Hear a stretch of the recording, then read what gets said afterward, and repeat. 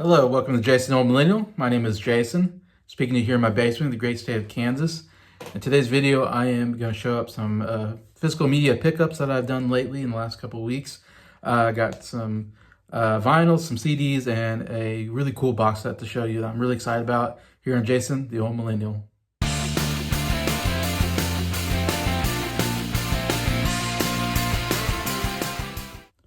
Hello, everybody. Hope everybody's doing well here on a Sunday afternoon. Earlier today, I was on Adam's What the Gym channel. We did a 20-question quiz that Adam gave us. Happy to say I won by 1 point.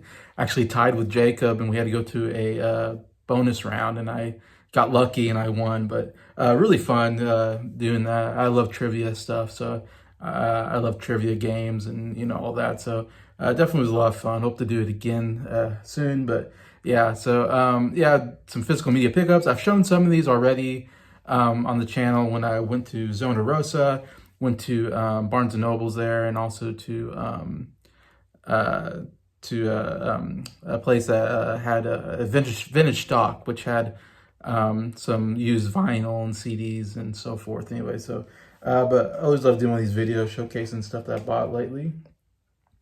First, start with some CDs I bought. These two I showed, like I said, on the channel. Damien Rice. This is O, his first album that he did back in 2003. And there's a big old sticker that I took off, so there's a big thing. But these are weirdly just cheap cardboard kind of CD holders. The thing about Damien Rice is, and I've been doing a deep dive. I'm getting ready I've kind of got the research done for a deep dive on Damien Rice because he's only done 3 albums.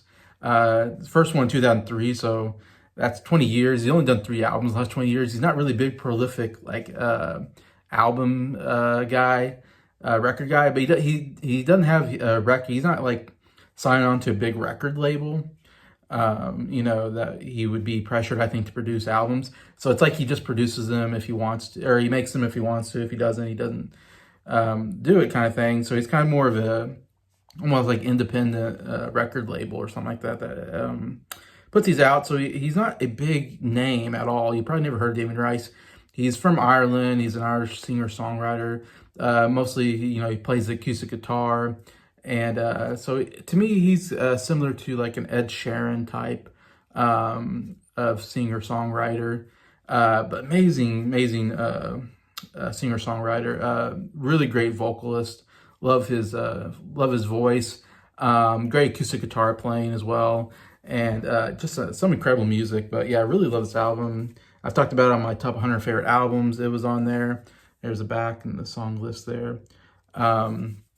Like I said, none of these were huge hits on the radio or anything. The big thing is The Blower's Daughter was in a movie called Closer, which had Natalie Portman and Jude Law and some other famous actors in it. Anyways, and that's a movie you might not have heard of either. Natalie Portman got nominated for Best Supporting Actress for the movie Closer. But there's a scene in Closer where she's walking across the street, and and Jude Law sees her, and he falls in love with her, I guess, and so you see her walking in slow motion, and they're playing The Blower's Daughter, the song, and that's the first time I heard the song, and I was like, what is this song? The song's amazing. And I think I had to look up the movie and see what the songs on the soundtrack, and I saw Damien Rice wrote this song called Blower's Daughter, and that's where I kind of was like, who's Damien Rice? And so I looked him up and got his songs on iTunes.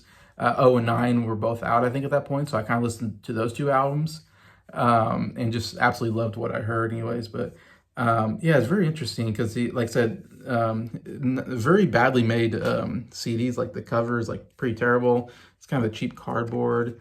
There's those paintings because there's a lot of weird paintings and this stuff. And yeah, it's just kind of a weirdly done album in total, just the making of that. Like I said, I think it's just that it's just that he doesn't want any label involvement, and he wants to be kind of totally in charge of his music, I think. Because I did some research, and he was part of a band in Ireland that was only known in Ireland, and he quit the band because he hated the record label interfering. So I think he just has a big thing about he doesn't want to be a part of a big label and have any kind of interference in his creative process. So because of that, he's not really well known, I think. So it kind of hurts. I'm sure if he did, he would be like Ed Sheeran. He'd be like just as big as Ed Sheeran, because to me, he's on that level of talent.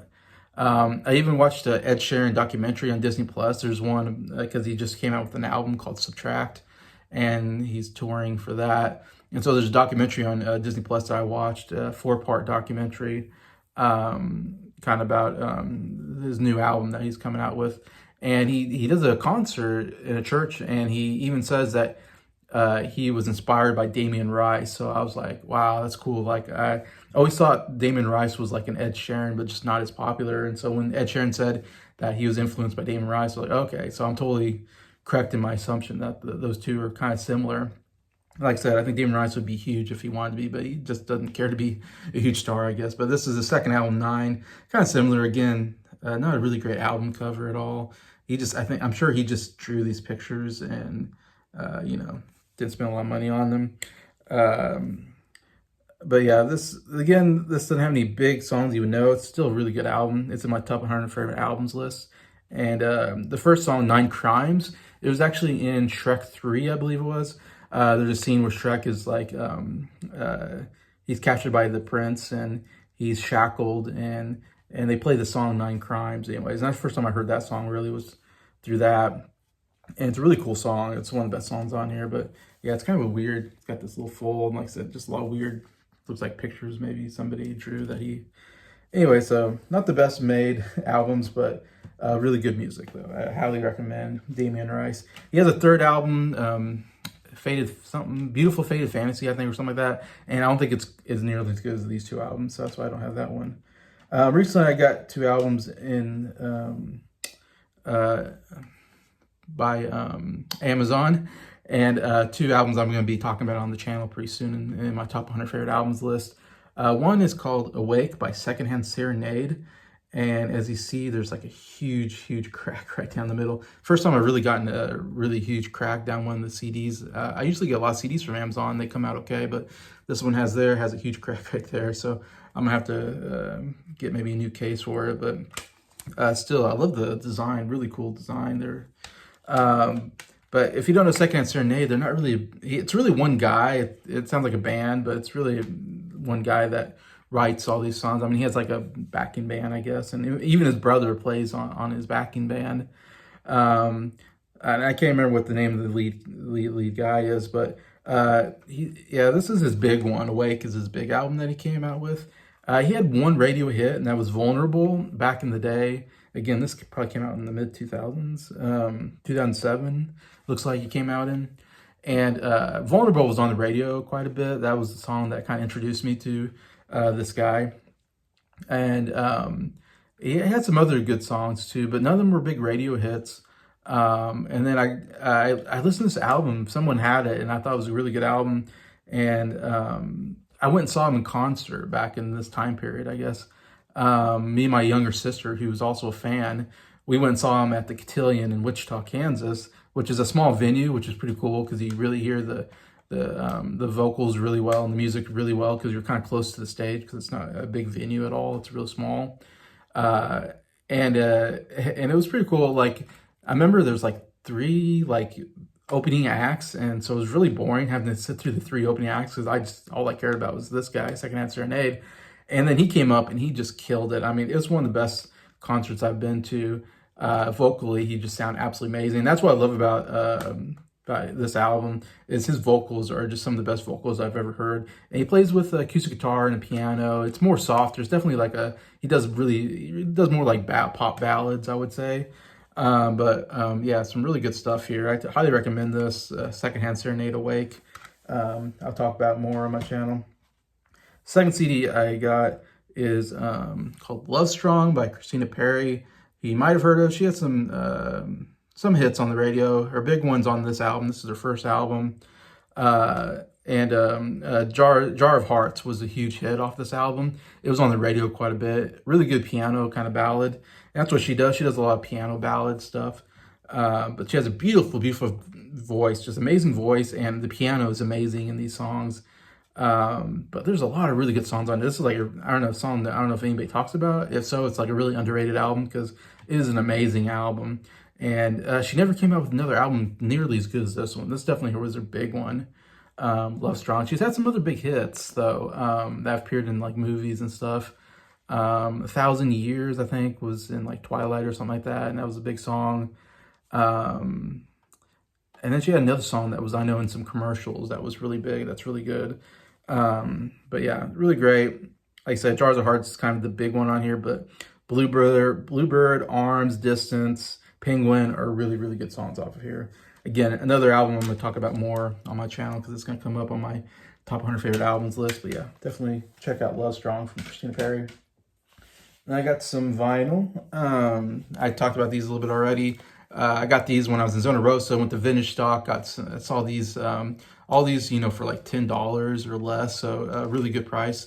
And these, of course, kind of older, so they're kind of a little bit more beat up. But I got Jim Croce, Life and Times, really good album. I've talked about it on my channel, actually, on my top 100 favorite albums. All three of his albums made it into my top 100. I love Jim Croce, one of my favorite singer-songwriters of all time, of the 70s period anyways. But yeah, this is again, all his albums are great. So I think the big song is Bad Bad Leroy Brown was a huge hit off of here. And so there's actually a lot of good songs in here that weren't huge hits on the radio that I love. One Less Set of Footsteps, the very first song, really great. Dreaming Again, really great song. Alabama Rain, really good. Next Time This Time, really great. These Dreams, It Doesn't Have to Be That Way. I mean, really, really great songs, not big radio hits. So this probably is maybe his least successful album, I would say. Not as well known. And I don't have the other ones in my mind. I can't remember what the other ones are called. This is the first Jim Croce album I've gotten. I need to get all three because they're so great. But there's the inside there, Jim Croce, and a lot of pictures and lyrics and stuff like that. But yeah, definitely recommend Jim Croce, Life and Times. Great folk song, folk singer, songwriter, folk music. Then I got Jesus Christ Superstar.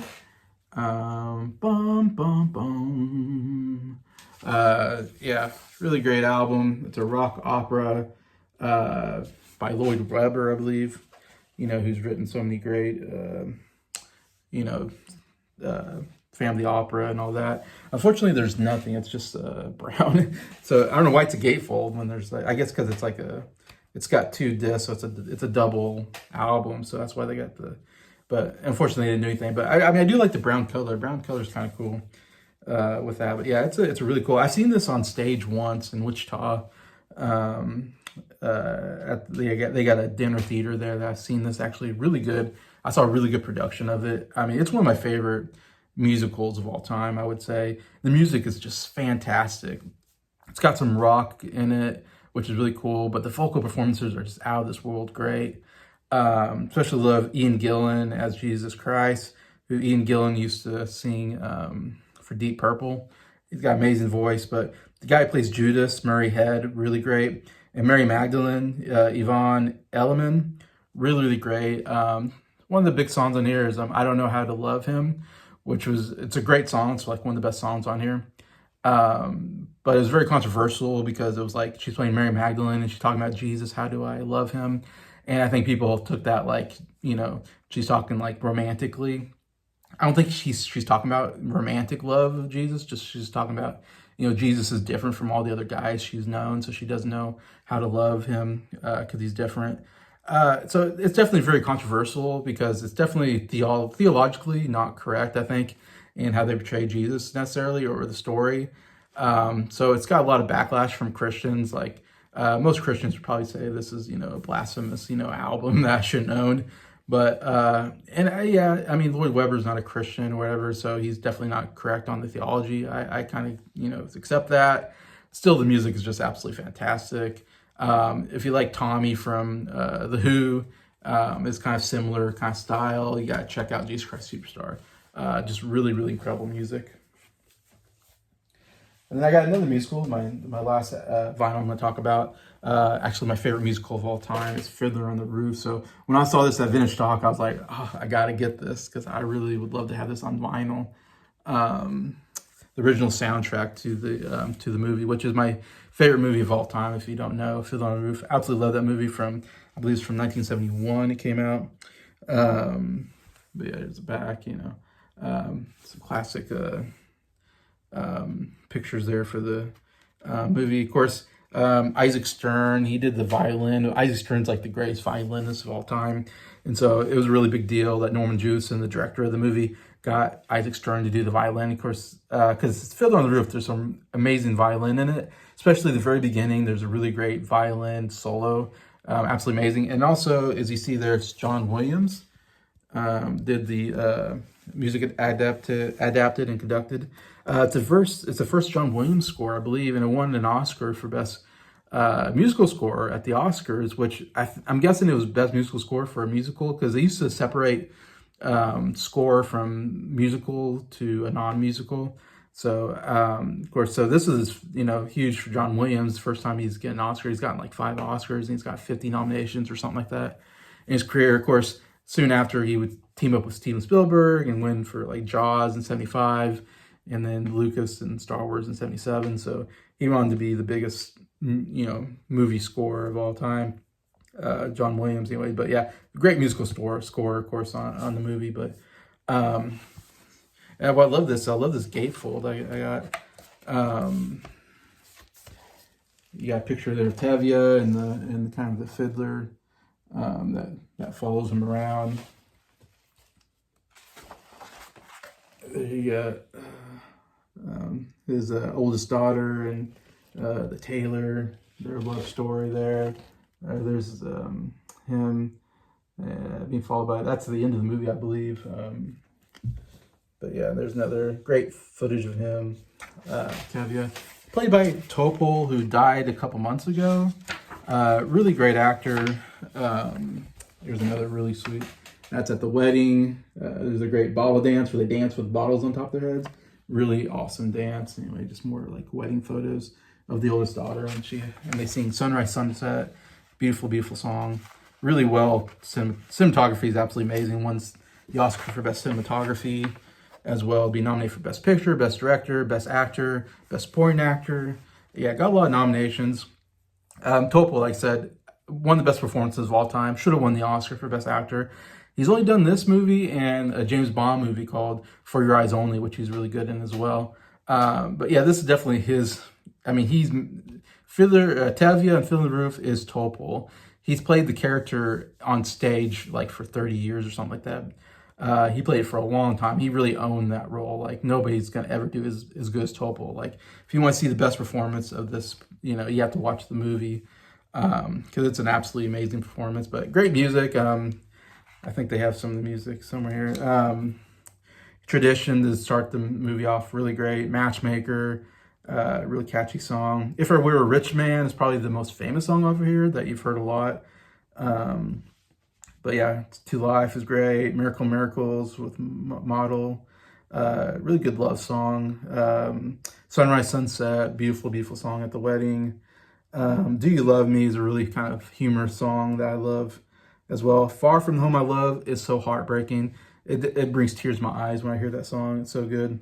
And then Havilah, that whole ballet sequence, beautiful music there, and another heartbreaking song. This song definitely breaks my heart like every time I watch it. But yeah, really, really great music. Really great soundtrack there. Highly recommend it.